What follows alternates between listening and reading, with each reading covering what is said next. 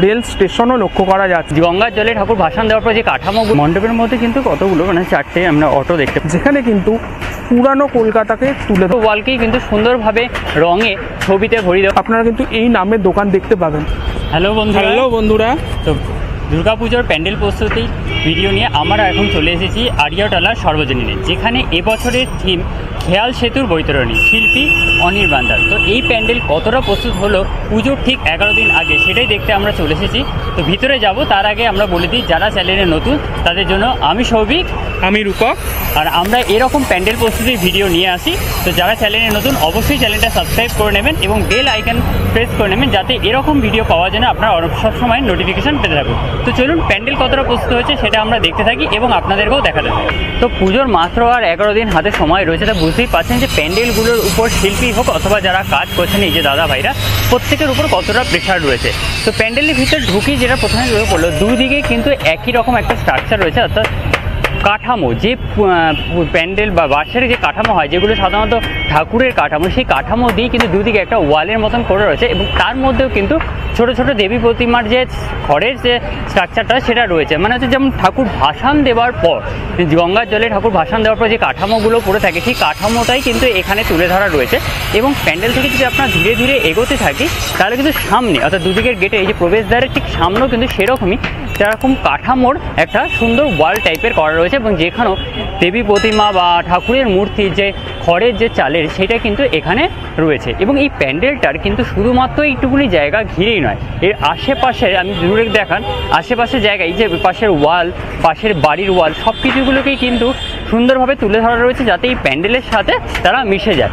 এখানে প্যান্ডেলগুলোর মধ্যে পুরোনো ধরনের দেওয়াল, খিড়কি দেওয়া জানলা এবং হচ্ছে দরজা রয়েছে, সদর দরজা। ঠিক তেমনইভাবে এই যে সামনে আমি 3তলা বাড়িটা দেখছি, ওর ওয়ালটাকে এবং তার পাশে দুটো ওয়ালকেই কিন্তু সুন্দরভাবে রঙে ছবিতে ভরিয়ে দেওয়া হয়েছে। কীর্তন হচ্ছে, ঘরের গৃহবধূরা শঙ্খ বাজাচ্ছেন, ছেলেমেয়েরা উপরে জানলা দিয়ে দেখছেন, ওপাশে শ্রী রামকৃষ্ণ নরেন্দ্রনাথের একটি ছবি রয়েছে।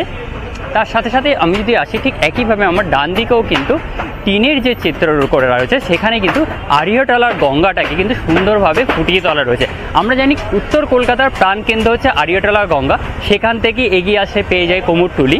তো সেই জিনিসটাকে কিন্তু এখানে সুন্দরভাবে তুলে ধরা হচ্ছে এবার আড়িয়াটলার সর্বজনীনে 2024-এর যে থিম খেয়াল সেতুর বৈতরণীর মাধ্যমে। তো চলুন ধীরে ধীরে আরও ভিতর দিকে যাওয়া যায়। কেন ওই যে দূরে দেখতে পাচ্ছেন ওয়াল রোডে রয়েছে, সেখানেও কিন্তু টিনের রাখা এবং অনেক বড় বড় টিনগুলোকে যুক্ত করে সেখানে চিত্রের মাধ্যমে কিন্তু এই আড়িয়াটলার জীবনটাকে সুন্দরভাবে ফুটিয়ে তোলা হয়েছে।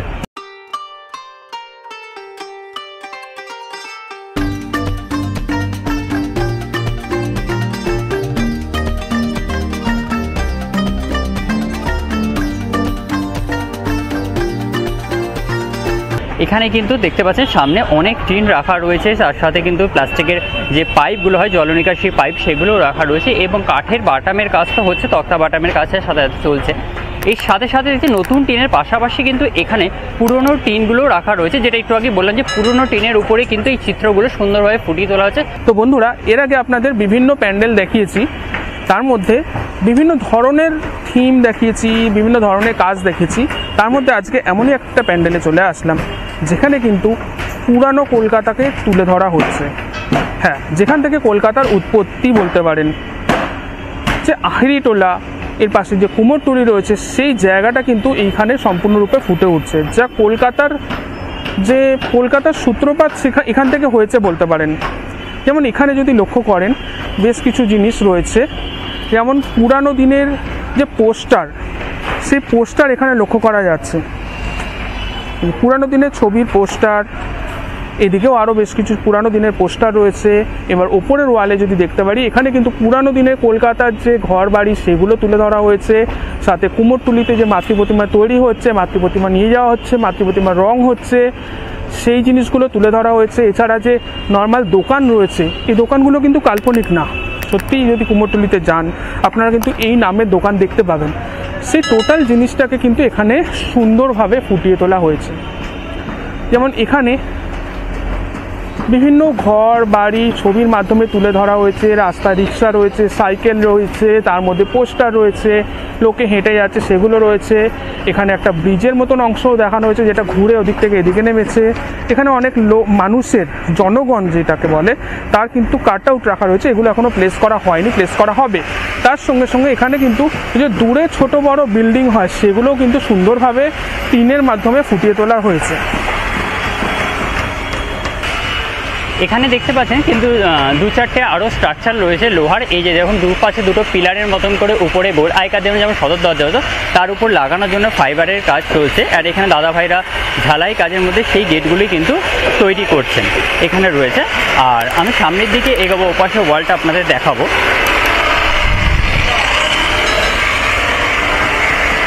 এই মণ্ডপের সাথে তাল মিলিয়ে কিন্তু যেটা আমি উপাস থেকে দেখাচ্ছিলাম, এই পাশের যে বাড়ির দেওয়ালগুলো রয়েছে সেগুলো কিন্তু চিত্রিত করা হয়েছে। যেমন আগেরটা দেখাচ্ছিলাম ঠিক একইভাবে কিন্তু এ পাশের দিকে টিনের উপর রেখে যে পুরনো কলকাতার ছবি, যে টিনের ঘর, টিনের দেওয়াল, সেগুলো কিন্তু এখানে সুন্দরভাবে ফুটিয়ে তোলা রয়েছে। ওপাশের ওয়ালের মধ্যে কিছু কাজ রয়েছে। এখানে দেখতে পাচ্ছেন লোহার রড রয়েছে অনেকগুলো, যেগুলো সাজে কাজ করা হচ্ছে, মানে ঝালাইয়ের কাজ এবং বিভিন্ন স্ট্রাকচার আনা হচ্ছে। এখানে কিন্তু একটা রেল স্টেশনও লক্ষ্য করা যাচ্ছে। ঠিক স্টেশনে যেমন ধরনের যে সেটগুলো হয় সেরকম সেট রয়েছে, কিন্তু স্টেশনের আপাতত কোনো নাম নেই। তো এখানে একটা স্টেশনের আকৃতিও কিন্তু ফুটে উঠেছে, যেমন আহিরিটোলা স্টেশন, সেটাও হতে পারে। এখানে দেখতে পাচ্ছি যে কুমোরটুলিতে গেলে যে একটা ট্রাম থাকে এবং ট্রামের মধ্যে যে চা বানানো হয়, আমার যতটা মনে হচ্ছে এটা কিন্তু সেটাই তুলে ধরা হয়েছে এখানে। এই যে একটা ট্রামের মতন অংশ তৈরি করা, এবং সেটা কিন্তু অ্যাকচুয়ালি চায়ের দোকান। সত্যিকারে কুমোরটুলিতে গেলে কিন্তু আমরা সেটাই দেখতে পাই। এই টোটাল ওয়ালটার মধ্যে কিন্তু কুমোরটুলির অংশটাই তুলে ধরা রয়েছে, তার সঙ্গে তার আশেপাশের বিভিন্ন যে জায়গাগুলো রয়েছে সেগুলোকে কিন্তু নিখুঁতভাবে ফুটিয়ে তোলা হয়েছে এই মণ্ডপে।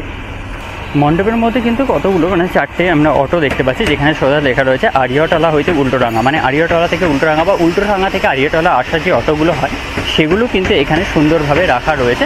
যেহেতু আড়িয়াটলাটাই হচ্ছে এখানকার মূল থিম, সেই হিসাবে কিন্তু এই অটোগুলো এখানে রাখা রয়েছে থিমকে রিফ্লেক্ট করার জন্য। তো বন্ধুরা, আপনাদেরকে আমরা দেখালাম আড়িয়াটলা সার্বজনীনে এবছর দুর্গাপুজোর থিম খেয়াল সেতুর বৈতরণী।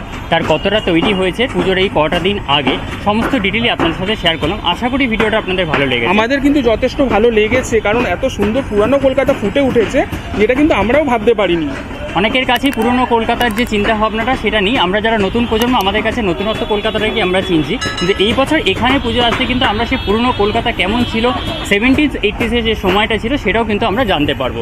তো আশা করি আপনাদের ভিডিওটা সবার ভালো লেগেছে। আর ভালো লাগলে ভিডিওটা অবশ্যই একটা লাইক শেয়ার করে দেবেন, আর কমেন্ট করে কিন্তু আপনারা অবশ্যই জানাবেন আমাদের ভিডিও আপনাদের কেমন লাগছে। আর এখান থেকে যদি কেউ দেখে থাকেন তারাও জানাবেন যে আপনাদের এখানকার থিম এত সুন্দরভাবে শিল্পী অনির্বাণের হাত ধরে হচ্ছে, তাহলে সেটা কীরকম আপনাদের কাছে লাগছে কমেন্টে অবশ্যই কিন্তু জানাবেন। আর যারা চ্যানেলে নতুন দেখছেন অবশ্যই সাবস্ক্রাইব করে নেবেন, বেল আইকন অবশ্যই প্রেস করবেন, তা নাহলে কিন্তু নোটিফিকেশন পাবেন না আপনারা।